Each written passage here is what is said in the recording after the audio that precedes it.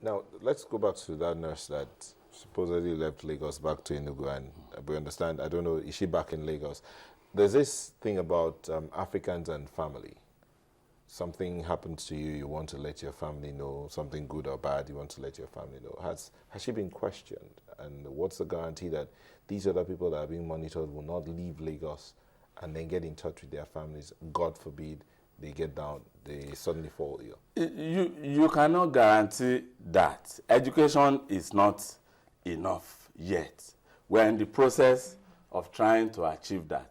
Like what we try to tell people now is that if you see somebody just came down suddenly with a disease, you know, naturally you want to rush and help the person. But if somebody has high temperature and diarrhea and vomiting and suddenly went downhill, instead of rushing to the person to try to help, just call 0800 Ebola help, or call Lasambos, our ambulance service, or call my number, or Commissioner for Health, or Special Advisor on Health. There are some of us that were always ready to take these calls, apart from the helpline and the website, to answer, so that we send ambulances with trained people who are already trained how to wear the protective gear, so they protect themselves, so they will go and pick that person up. But the first responders are trained in that now. Yes, they are trained now. More people are being trained as we speak. I know that a lot. So they will have to go. Sorry, Mark, I need to just emphasize this. Let me repeat, because we have a culture of rushing to help. And if you notice, at least all the people who have tested positive for the disease now are the primary contacts within that hospital where the index case presented. And all over the world, it's usually a disease of, you know, people who are trying to help, medical workers and others, or anybody who try to help without knowing what it is or without wearing the necessary gear. So we need to let people know that it's not as if we should run away from our people. It's not as if we should change our culture, but we should do something that is necessary when the need arises. So if somebody is running temperature, has diarrhea and vomiting, and suddenly goes downhill, the thing to do is not to rush towards that person. Is to step back and get help, so that properly trained people, properly geared people, properly dressed up people will come and handle and pick up the person. How did the woman go to Enugu, and why? You see, that is a question I cannot answer. How she managed to go to Enugu, why she went to Enugu, I wouldn't know. And, you know, the information, the suggestion that she is back in Lagos, I can't answer that too. As at the time we went to sleep yesterday night, I did not know somebody came back from Enugu. And we are always there every day. But you were aware that somebody went to Enugu, though? Oh, yes, a nurse went to Enugu some time ago. If she is back in Lagos, as I this morning, it was some time ago. It wasn't recently. That's why I said, let's start with the controversial issues. Yeah, but let us, focus. Let us seize this opportunity to tell the public what this is. The reason why this kind of things are very necessary. People want to be sure that people who are under quarantine have sufficient security. They don't, in a fit of hysteria or whatever it is, or just wanting to be with their families, regardless of the complications they could bring on society, are safely within. You've given that assurance. Lagos State government has a law, a public health law, that even empowers the Honorable Commissioner for Health to compulsorily detain somebody if the person constitutes a public health risk.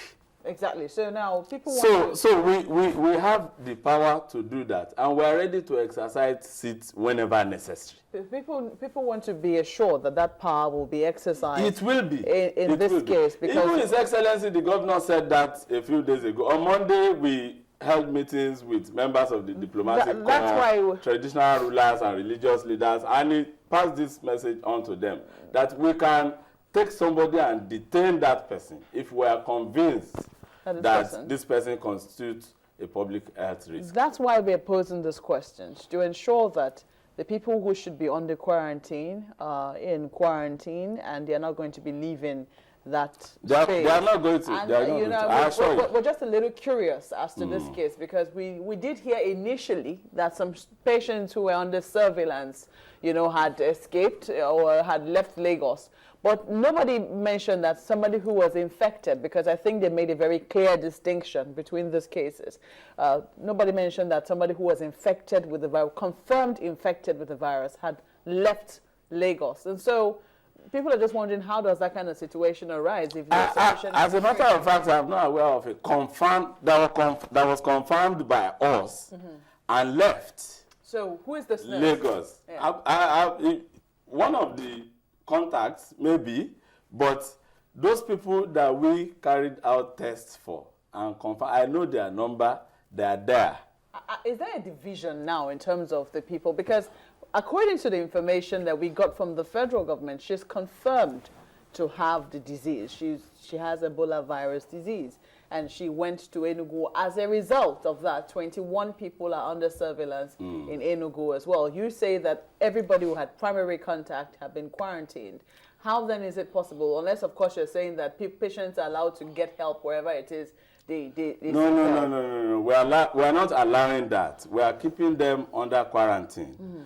And if you like to visit the place, do you want to visit? You will see. Maybe sure, after this show. I have absolutely no problem with visiting. If you want to visit, you will see improved security. A lot of people have volunteered to join. We are going to... Yes, tell us quickly, though, how do volunteers join? Because some people have sent us tweets asking how, they can be volunteers in helping to curb the spread. They should call Honorable Commissioner for Health and SA Health, myself. They should call 0800 Ebola Help. Anything that has to do with the disease, you can discuss on that line. They can present themselves at the Ministry of Health if they can't get anybody on the phone. They can present themselves at LASUT, and meet the CMD. I am a doctor, I'm a nurse, I'm a health worker.